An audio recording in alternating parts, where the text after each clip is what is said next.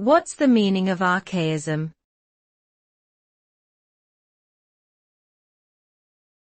Archaism.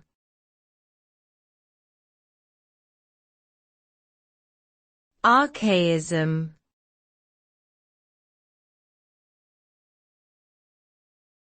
Archaism.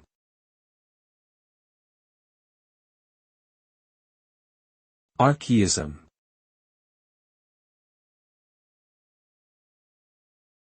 Archaism refers to the use of outdated language or expressions that are no longer commonly used in modern times. It is a linguistic feature often found in literature, academic writings, or formal speech.